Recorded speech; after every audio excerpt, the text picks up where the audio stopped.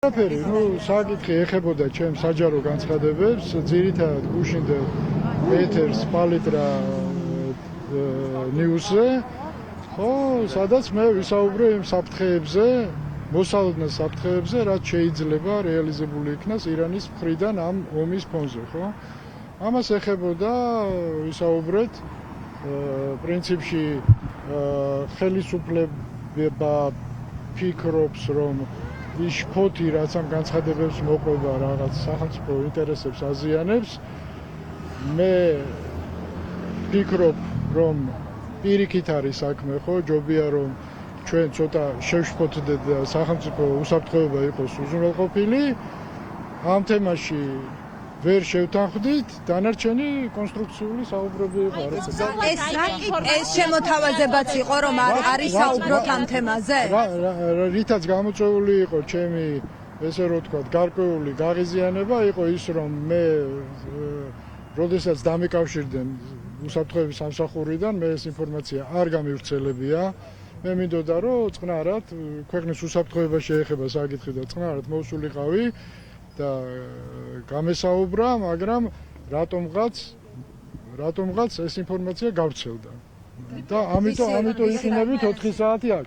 ეს ინფორმაცია მე მქონდა ეს შენიშვნა მათთან, რომ მე არ გამივრცელებია ეს ინფორმაცია, არავის არ მithქვამს.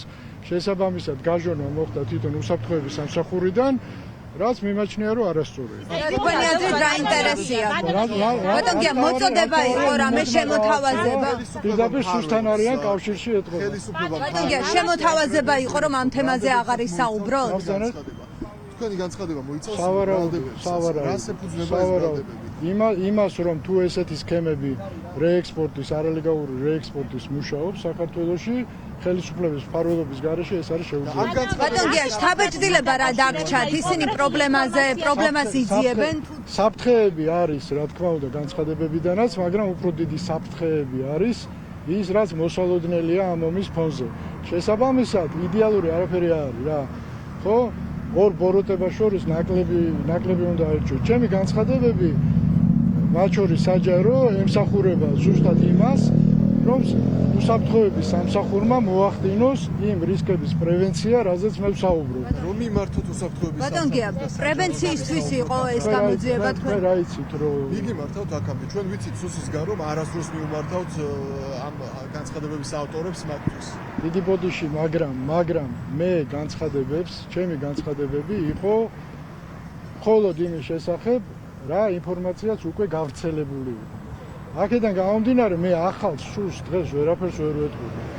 რაც შეეხება მე რომ მქონოდა რამე ექსკლუზიური ინფორმაცია, რა თქმა უნდა, მე პირველ რიგში უსაფრთხოების სამსახურს ვეთხოვდი, მაგრამ ექსკლუზივი მე არ მქონდა. მე ვსაუბრობდი იმ საჯარო დისკუსიისგან გამომდინარე, რაც საზოგადოებაში მიმდინარეობდა. ასე რომ ეს თქვენი კითხვები მესმის, რომ ძალიან გინდათ რაღაცა, მაგრამ არ გამოგივიდა. თქვენ ამბობთ, რომ საფრთხების პრევენცია არის საჭირო სუსის მხრიდან. გამოკითხვის ეს პროცესი. თქვენ საუბრობთ დავალებით, რომ რაღაცა გამოჩხრიკოთ რა. ბატონო გია, თქვენ მხოლოდ თუ შეიძლება გკითხავთ, გამოკითხვის თქვენ ამბობთ, რომ საფრთხების პრევენცია არის საჭირო.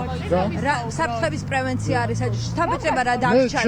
ისინი კითხულობენ ემიძიებენ საიდან იცით? თუ პრობლემაა იმიტომ რომ არსებობს ორი რისკი, ხო? ერთი, რა თქმა უნდა, ეს განცხადებები გარკვეულ შფოთს ბადებს საზოგადოებაში, მაგრამ ამასთანავე მთავარი თემა ეს არ არის. მთავარი თემა არის რა შეიძლება მოხდეს რეალური საფრთხეები ამ ომის ფონზე, ხო?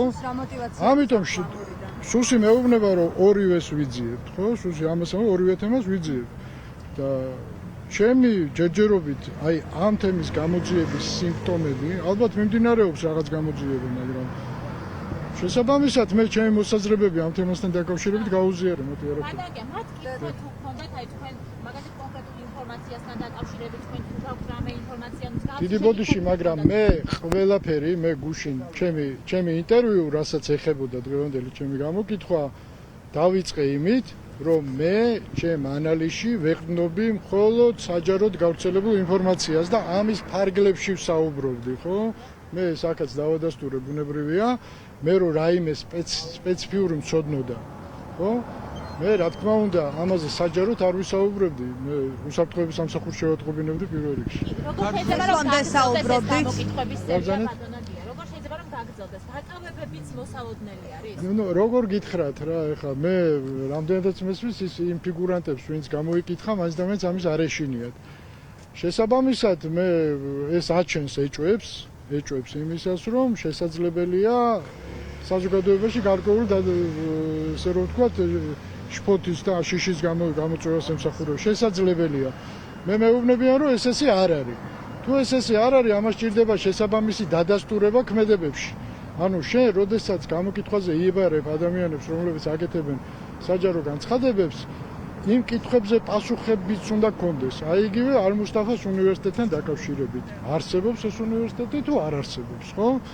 სუსი თუ როდესაც დაიწყებს რეაგირებას იმ ძირითად საფრთხეზე, ამით პრინციპში ის გასცემს პასუხებს და ეს მათ ინტერესებში ეს უნდა გააკეთონ მათ.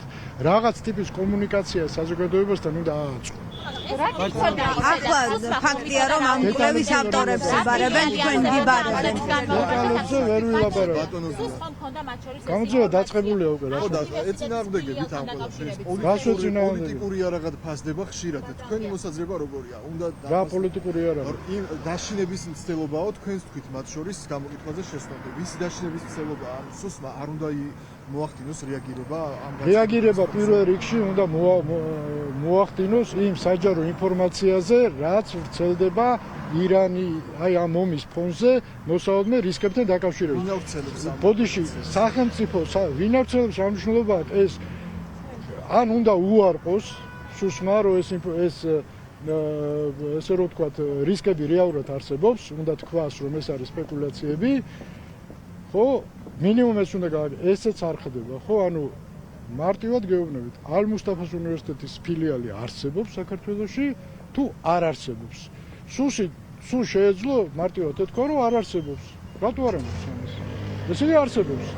ამ დროს ჩვენ ვიცით, რომ ალ-მუსტაფას უნივერსიტეტი არის სანქცირებული ჯაშუშური საქმიანობის გამო.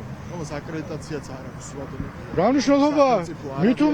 მით უმეტეს თუ აკრედიტაცია არ აქვს და არალეგალურად მუშაობს, კიდევ უარესი. რას მელაპარაკებთ? ბატონოგია. ხალხუროცნებაში აცხადები. როგორ შეიძლება გიბაროთ საგამოძიებელწება? არ ვიცი ეხლა. არ ვიცი როგორ გითხრათ რა. როგორ გითხრათ ხო? ეხლა თვითონ მე პრეტენზია არაფერი არ მაქვს, ძალიან კონსტრუქციული საუბარი იყო, ამ ხრივ მე პრეტენზია არ მაქვს, ძალიან ნორმალური ადამიანები იყო, ვისაც მე ვესაუბრე, დარწმუნებული ვარ ისინიც, ესე რომ ვთქვათ, შეიძლება სხვანაირად, მაგრამ რაღაცნაირად ცდილობენ რომ რაღაცა, ასე რომ დანარჩენი ეხლა არის პოლიტიკური საკითხები, ხო, მე პოლიტიკურ განცხადებებს ვერ გავაკეთებ.